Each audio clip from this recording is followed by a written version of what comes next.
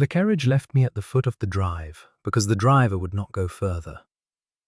He told me so plainly, his hat still on his head, his eyes refusing to meet mine. He said the horses didn't like the avenue. He said he had a wife in Pickering and 3 children, and a man in his line of work could not afford to be reckless.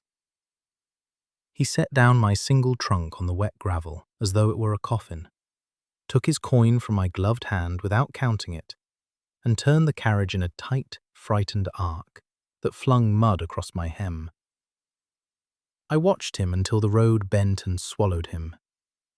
Then I picked up the handle of my trunk, because there was no one else to pick it up, and I began to walk. The drive to Ravenmore was a mile of black yew and silence. Somewhere above the moors, the wind was working itself into a temper, and somewhere ahead of me, behind a door no woman in England would knock on, was the man they called the Devil of the North. I had heard the stories at the coaching inn. I had heard them at the posting house. I had heard them whispered behind a fan in a draper's shop in York 3 days ago, when I asked the way and the woman went pale and said, "Child, do not go." I went. I had nowhere else to go. My mother had been buried 11 months, my father 7 years before that. The cottage in Westmoreland that had been our living was let now to a curate and his wife, and the small brass key still hung on a length of black ribbon at my throat, because I could not bring myself to throw it away.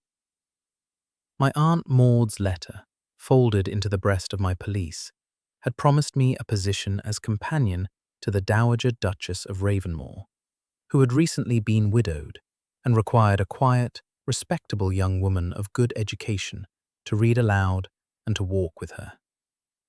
The salary was £40 a year. The post was modest. The aunt who had arranged it lived in York and was 62 and could not herself take me in. "Go, my dear," she had written.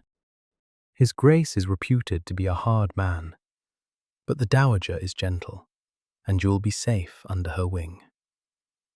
I had £9 left in my reticule. The trunk weighed more than I did. The house came upon me before I was ready for it. It was not a romantic ruin.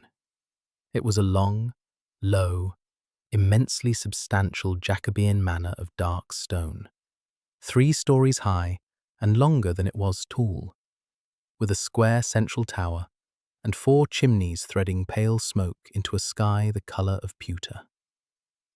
Somewhere, a dog was barking.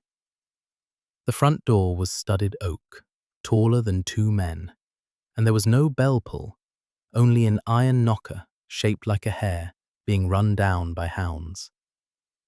I lifted it. I let it fall.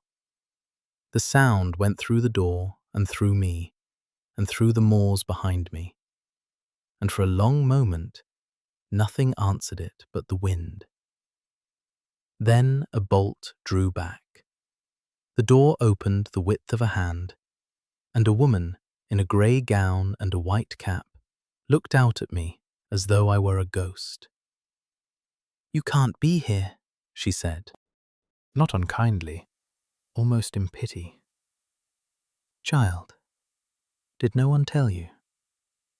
"My name is Eleanor Whitcomb," I said. The wind took the edges of the words and tried to carry them off, and I held my voice steady against it. "I have come for the post of companion to the Dowager Duchess. I have a letter." "There is no Dowager Duchess," the woman said. "She has been dead these 11 years. I felt the ground tilt under me very gently, the way a deck tilts on still water before the swell comes. "Then there is some mistake," I said. "I have travelled 4 days. May I at least come in out of the wind and write to my aunt and find a means to—" "Mrs. Beasley," said a voice from inside the hall. "Open the door." It was not a loud voice. It did not need to be. The housekeeper drew back at once, and the door swung inward on its hinges, and I stepped over a threshold that smelled of beeswax and wood smoke and old, old stone. He was standing at the foot of a black oak staircase. He was a tall man, very tall, broad through the shoulders, in the way a man becomes broad through riding and labour and refusing to grow soft. Dressed in dark clothes that were not new and not particularly fine. His hair was black and cut close, threaded with grey at both temples, though he could not have been past 35. His eyes were the colour of cold tea, light brown, almost amber where the candle caught them, and entirely without warmth. A scar ran from beneath his left jaw down into the collar of his shirt, white and old. He looked at me the way a man looks at a piece of bad news he has been expecting for some time. "You are Miss Whitcomb," he said. "Yes, Your Grace." "Show me the letter." I drew it from inside my pelisse. My hand was very cold, and the paper had gone soft from being against me through 4 days of carriages. He took it, unfolded it, read it without expression, and then turned it over and looked at the seal. He went very still. "This is not my hand," he said. He said it almost to himself. Then he looked up, and his eyes met mine for the first time, and I felt the look land somewhere under my collarbone, like a small struck blow. "Miss Whitcomb, who told you to come here?" "My aunt, Miss Maud Whitcomb of York. She had a letter from your secretary, I believe she said, offering me the post." "I have no secretary." "Then—" "Mrs. Beasley," he said, and his voice never lifted but somehow filled the hall. "Take Miss Whitcomb upstairs, the blue room, a fire, hot water, tea, whatever supper cook can produce in a half-hour, and send Walters to me in the library at once." "Your Grace," I began. "Miss Whitcomb?" He looked at me again, and this time there was something else in his face, something I could not read, but that was not cruelty. "You are not in danger from me. You are in some other danger, which I do not yet understand. Go upstairs, eat, sleep if you can. We will speak in the morning. My trunk will be brought up. Your Grace, I cannot accept lodging from a strange gentleman without a chaperone. Yes." His mouth did something that, on another man, might have been the beginning of a smile, and on him was only an acknowledgement. "Mrs. Beasley will sleep in the room adjoining yours tonight. Tomorrow I shall send for my Aunt Hester from Thirsk, who is a widow of impeccable reputation, and will arrive by Wednesday, and will remain for as long as you do. Until then, the household is to consider you the dowager's guest, posthumously invited. Mrs. Beasley, are we agreed?" "Yes, Your Grace." "Then go." I went. I followed the housekeeper up a staircase that wound around a square well, and at every landing there were portraits of dark-haired men with the same hard mouth. And on the second floor, she opened a door into a room hung in faded blue, with a deep window seat looking out across the moors, and a bed already turned down, as though someone had been expected after all. She lit the fire herself. I watched her do it, and I noticed her hands shook a little. And I thought, she is afraid for me. Not of him, for me. When she straightened, she said, "Miss, you're a sensible-looking girl. May I speak plainly?" "Please." "He is not what they say. I have served in this house 22 years, and I will tell you that to my last breath. But there is something wrong in this letter of yours, and there has been something wrong in this house for the better part of 2 years, and the master knows it. And tonight, you have walked into the middle of it. Lock your door. From him? No, child. Her face was very tired. From whoever sent you here. She went out, and I heard her draw the bolt of the adjoining room behind her. And I sat down on the edge of the bed and discovered that my hands were trembling, and had been trembling for some time without my noticing. I did not lock the door. I did not, that night, sleep either.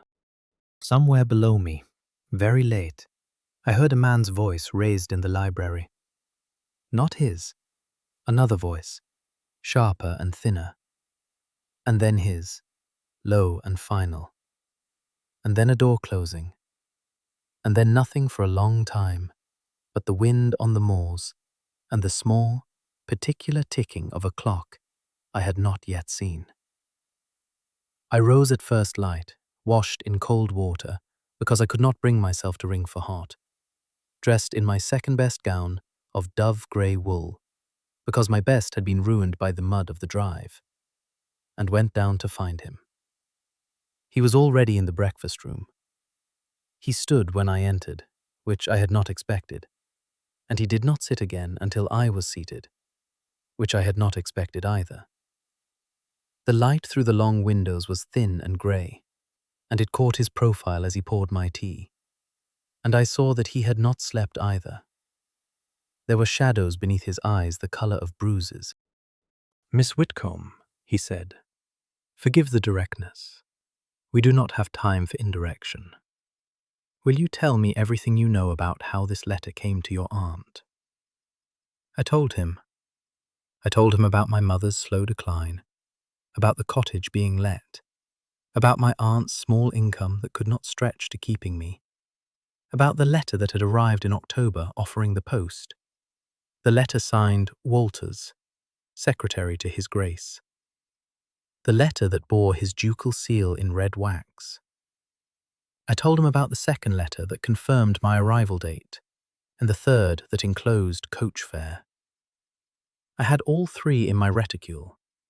I had kept them because they were the only things standing between me and the workhouse.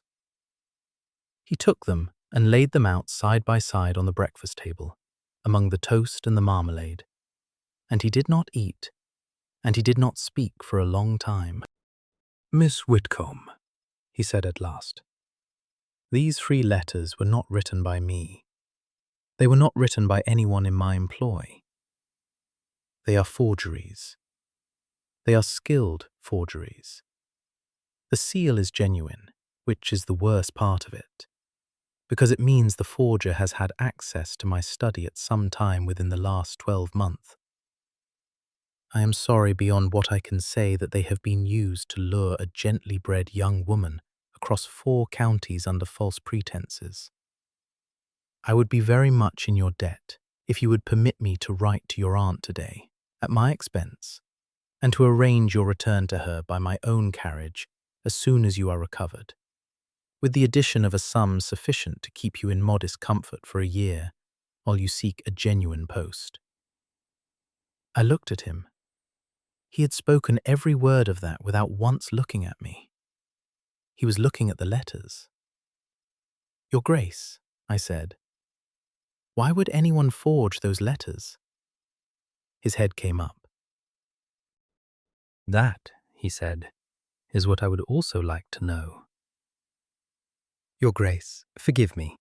I have walked 4 days into a winter I was not dressed for, on a promise that turns out to have been a snare.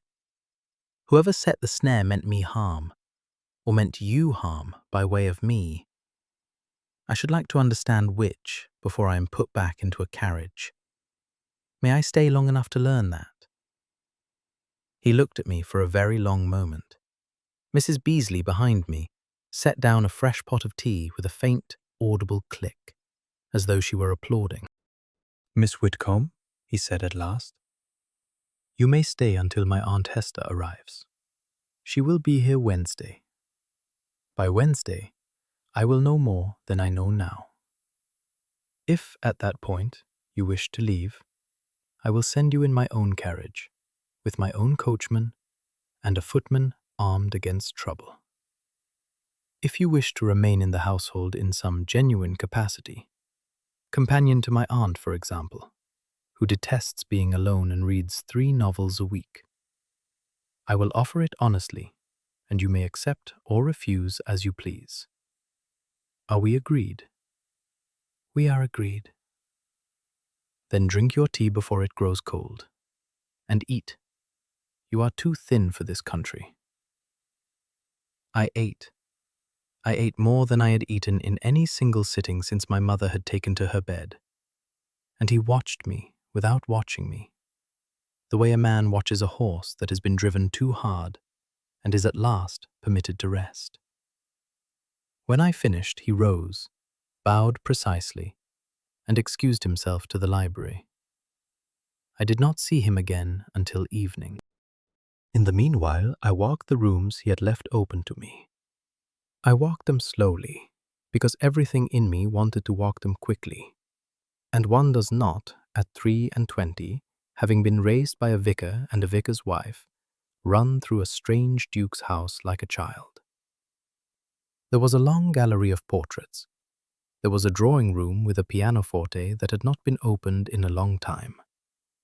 There was a library, the door of which stood ajar, and through the gap I saw him at a desk by the window, his head bent over a letter, his shoulders so still that I knew without seeing his face that he was holding something inside himself by force.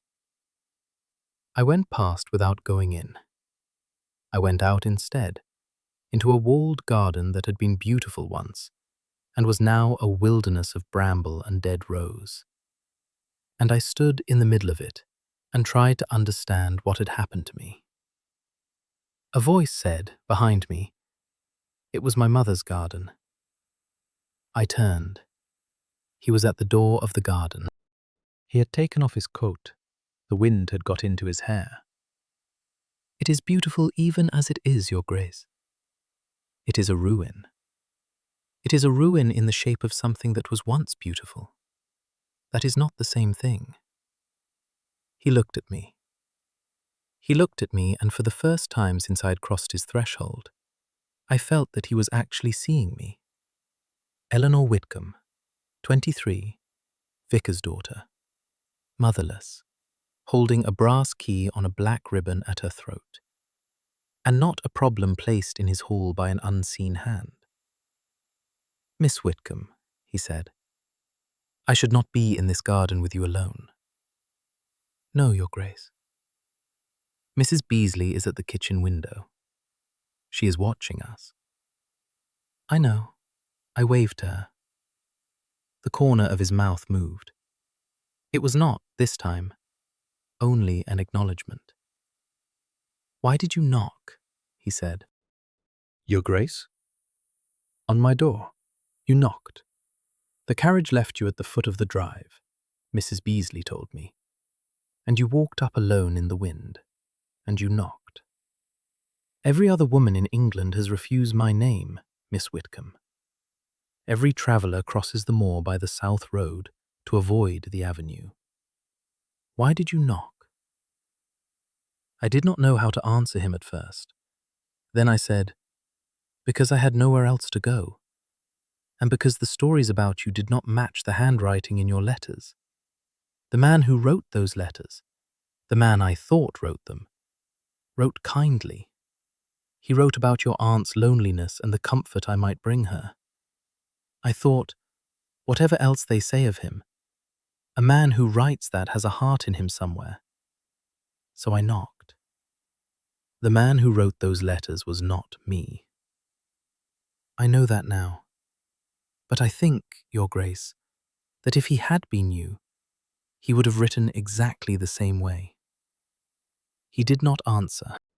He looked at me for a moment longer, and something in his face was very near to pain. And then he bowed and went back into the house, and I did not see him again until supper. We ate at opposite ends of a long table with 3 candelabra between us. And Mrs. Beasley stood behind my chair, and a footman stood behind his. And we spoke of horses, and of the weather on the moors, and of the books in the library, and not once of the letters, or the forger, or the question of why anyone in England should wish to lure a vicar's daughter to a duke's empty house in November.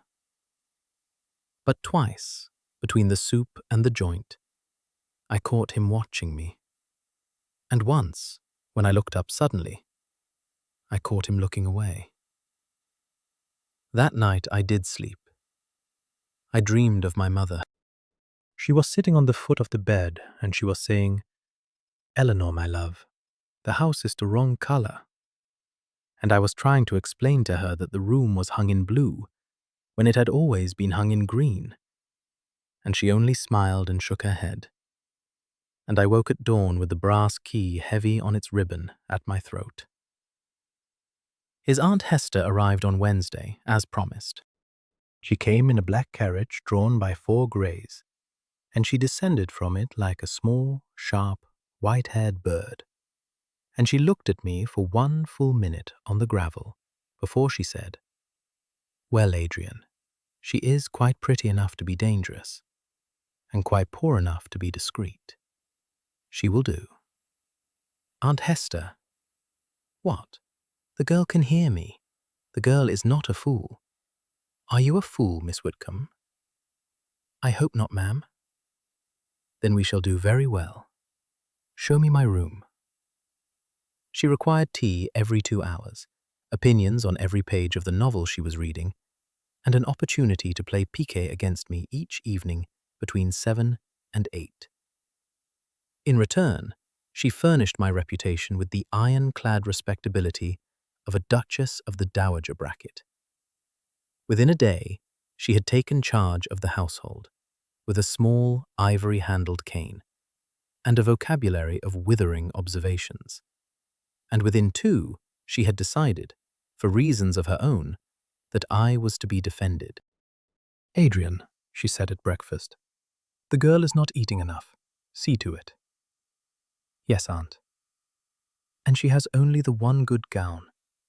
Send to York for a dressmaker." "Aunt." "Adrian, the girl came to this house under your seal. The girl was ill-used by someone using your name. The girl is, as long as she remains here, your responsibility. And a responsibility discharged in mended gowns and counted shillings is a responsibility insultingly discharged. Send to York."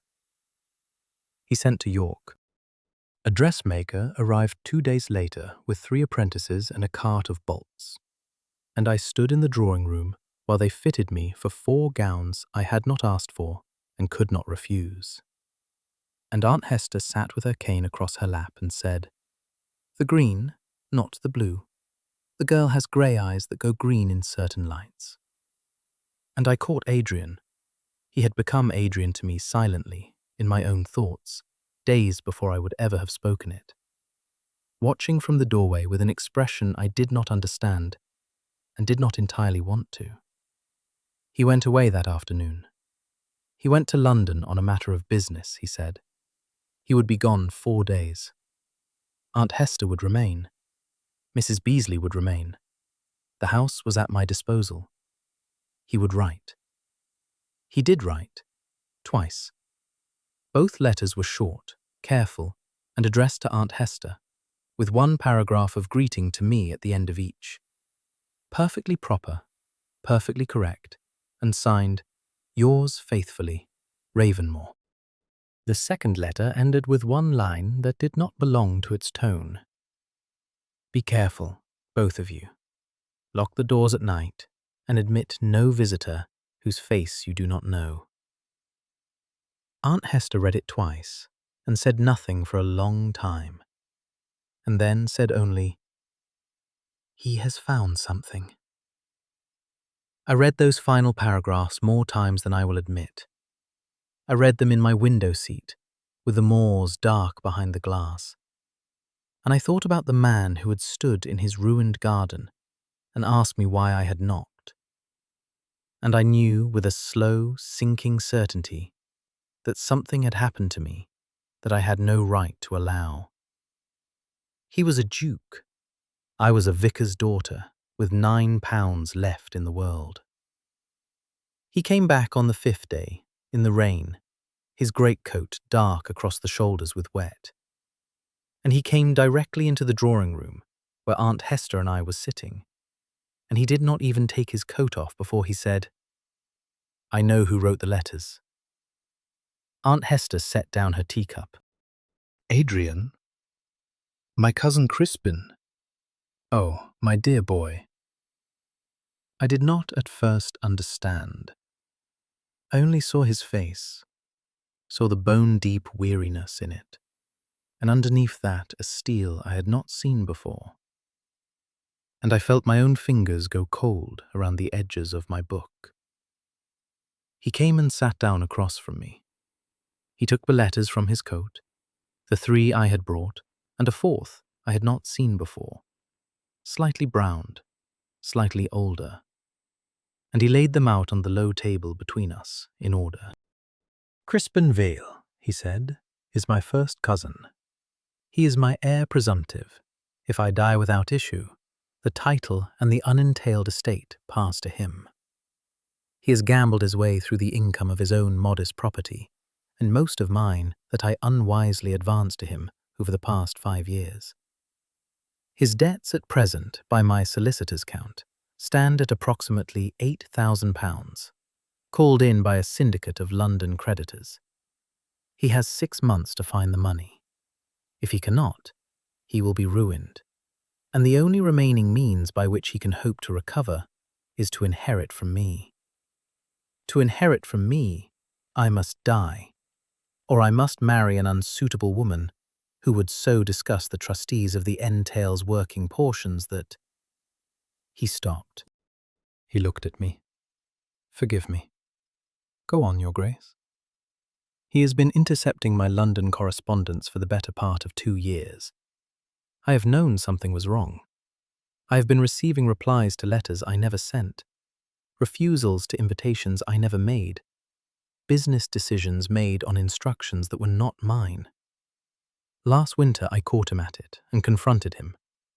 He swore on his mother's grave he was innocent. I half believed him. I should not have. His mouth twisted. He has been writing letters in my name. He has been answering them in my name. He has, I now learn, been using my seal, which I keep in a drawer of my study desk, to which he has had access on 3 documented occasions in the last year. The forger is competent. The forger is also, demonstrably, the man I trusted with a key to that desk. Your Grace, Miss Whipcombe, the letters that brought you here were sent to your aunt under my seal, in a hand resembling mine, offering you a post that did not exist. In a household that has not had a dowager in 11 years. The intent, I have to ask you to hear this, was almost certainly to install in this house, under conditions of unimpeachable forgery, an unmarried young woman of gentle birth and no connections.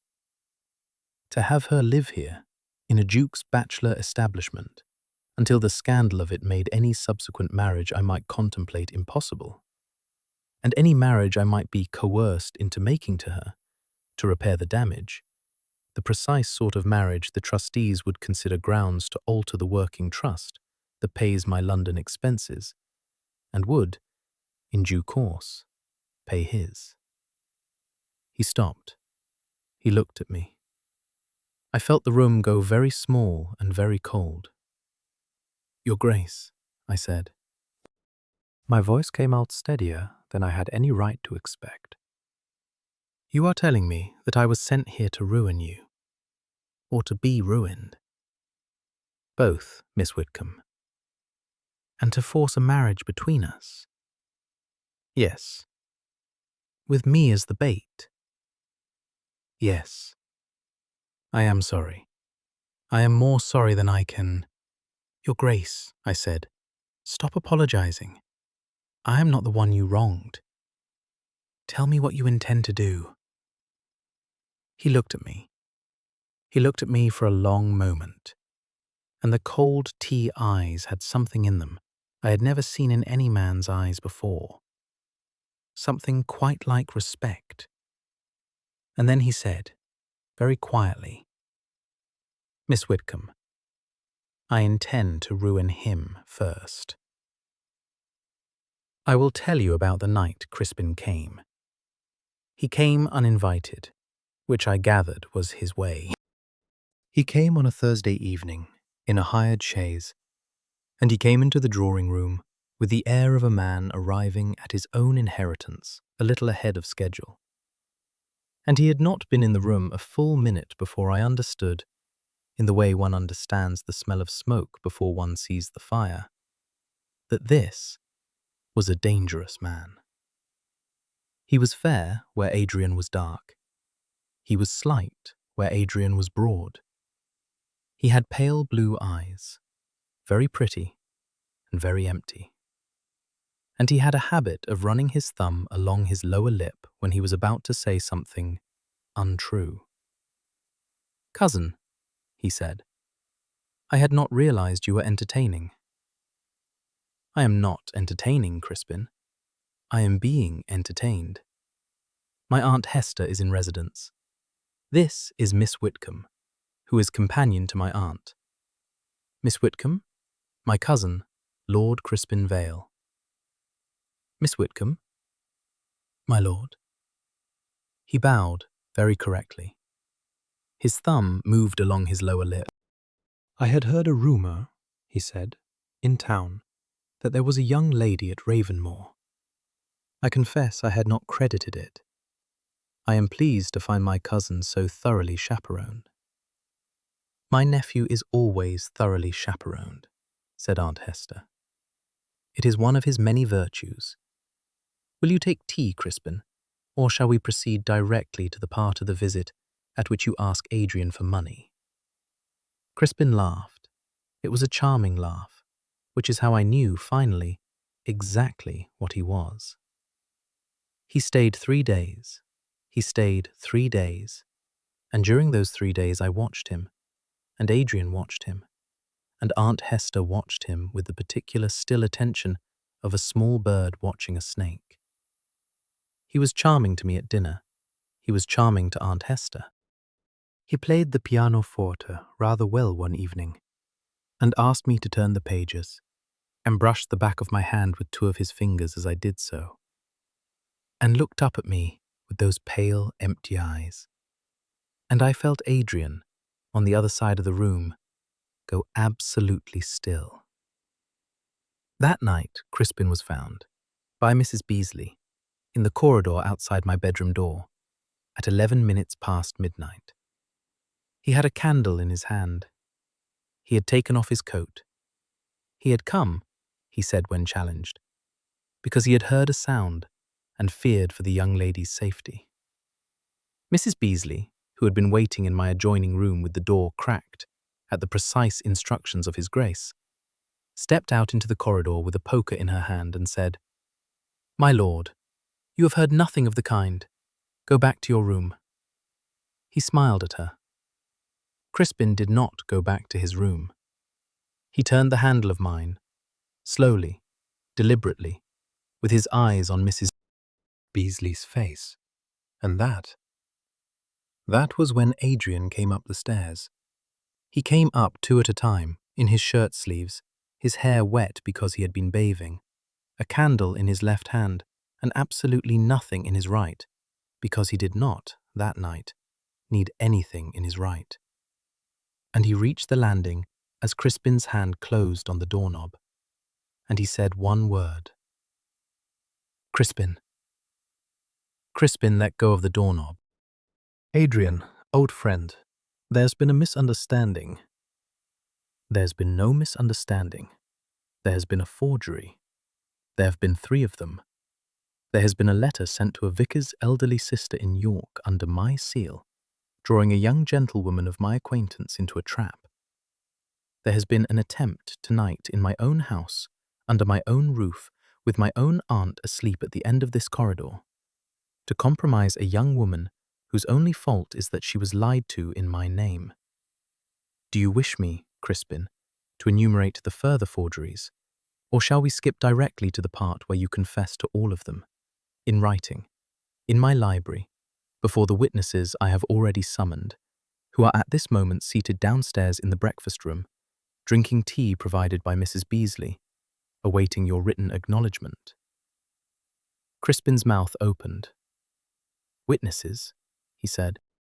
My solicitor, Mr. Hellaway, my brother-in-arms, Sir Robert Pemberton, the Vicar of Pickering, and Lord Stratton, who is, as you know, the senior trustee of the working portions of my estate. They have been here since dusk, in the breakfast room, by the door of which I have stationed 2 grooms, in case you should have been tempted to leave by way of the window of the room I gave you. Which, I observed, Crispin, you considered. Crispin had gone white. You set this, he whispered. I set this. I sent for them by express the morning your carriage was sighted at the South Lodge.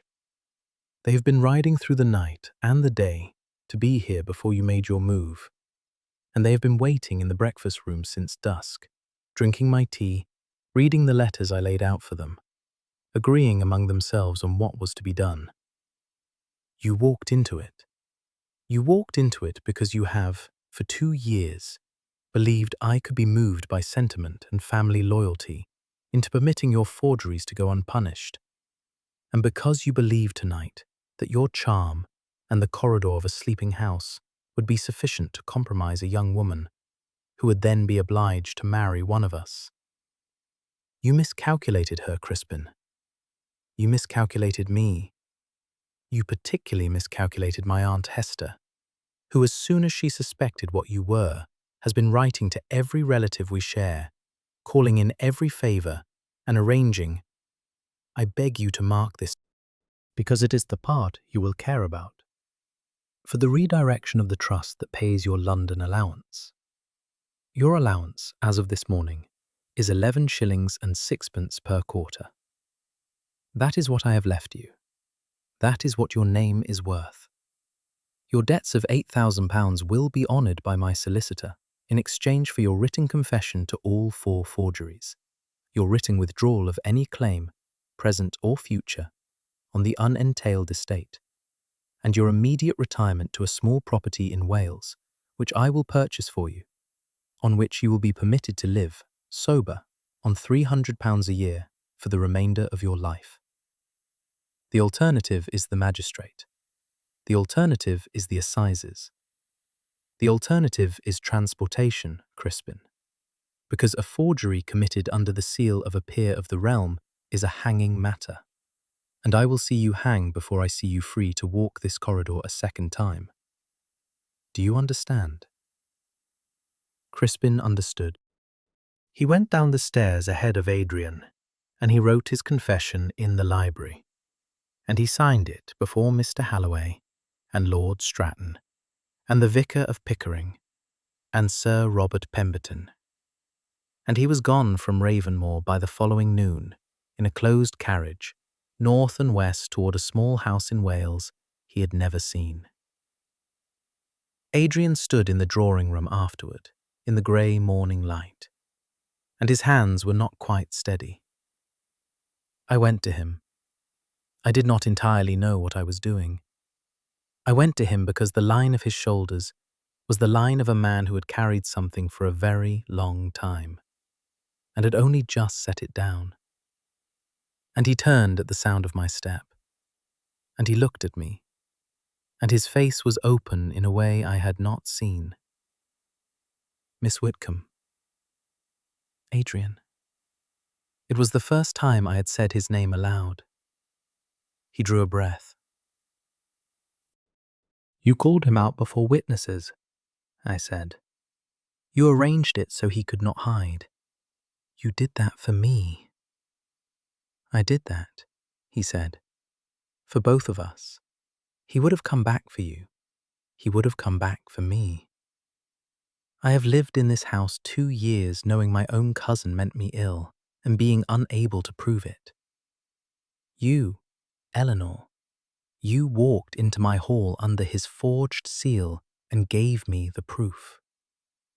I owe you more than I owe any man living. You owe me nothing. I owe you everything I'm about to ask you for. I went very still.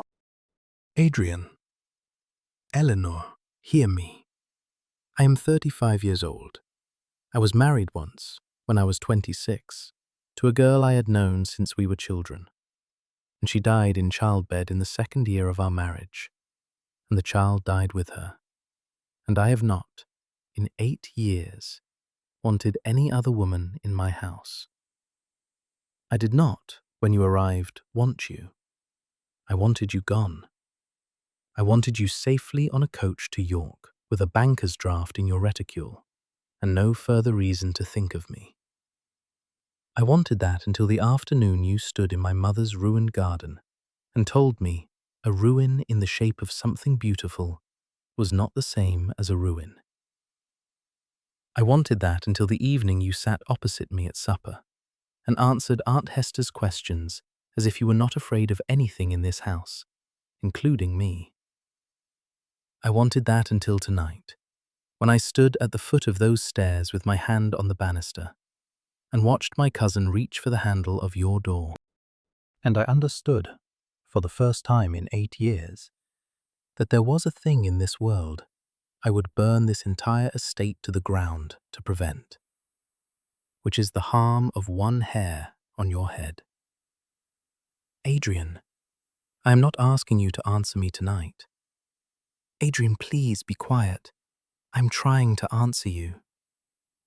He was quiet. We were standing perhaps a foot apart, which was perhaps 11 inches closer than two unmarried people of our respective stations had any business standing in a drawing room in 1816. And the brass key on its black ribbon at my throat was warm against my collarbone. And through the open door behind us, I could hear Aunt Hester in the breakfast room telling Mr. Halloway exactly what she thought of cousins and forgeries and men who left bathing to deal with snakes in corridors. I came to this house, I said, with £9 and a letter and a key around my neck, because I had no other place to be. I did not know you.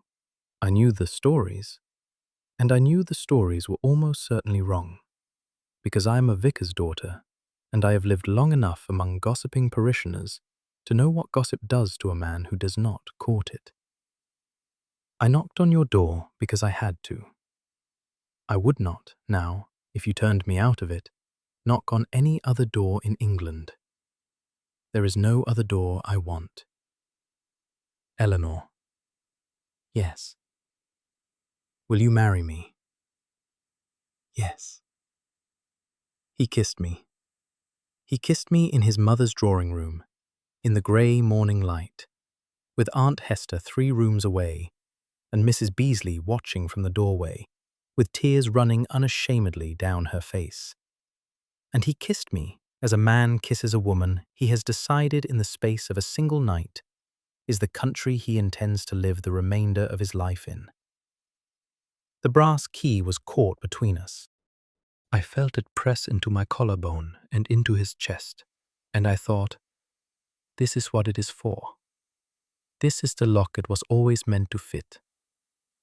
We were married 6 weeks later, in the small chapel at Ravenmore, by special license, with Aunt Hester in pearl earrings and a hat that frightened the vicar of Pickering, and my Aunt Maud all the way down from York in a borrowed pelisse, weeping, and Mrs. Beasley holding the Book of Common Prayer, because I had asked her to. Adrian gave me, on the morning of the wedding, a small brass key on a black ribbon. It was new cut. It fit the front door of Ravenmore. He fastened it around my neck himself, beside the key to a cottage in Westmoreland that I had carried for 5 years, and would carry, I think, until I died. And he said, now you have 2 doors to knock on. You will never need to knock on a third. And I did not. A year passed. The wilderness in the walled garden was not a wilderness any longer. We had cleared it together, Adrian and I, in the spring, and replanted my mother-in-law's roses, and there was a stone bench against the south wall where Aunt Hester sat in the afternoons, with her cane across her lap and her piquet cards on her knee, and where, on the evening I am about to describe, I was sitting with my hands folded on the small new round of my belly, and watching Adrian, in his shirt sleeves, his hair coming loose at the temples where the grey was a little wider than it had been the year before, prune a rose bush very seriously, as though it were a matter of state. He looked up. He saw me watching him. He came and sat down beside me on the bench, and he took my hand, and he did not, for a long moment, say anything. Then he said, "Eleanor." "Yes?" "You knocked." "I knocked." "Thank God you knocked." I did not answer him. I did not need to. The brass key at my throat, the new one, the Ravenmore one, was warm in the late afternoon sun, and the old one, the Westmoreland one, was warm beside it. And somewhere in the house, Aunt Hester was telling Mrs. Beasley exactly how the nursery curtains should be hung.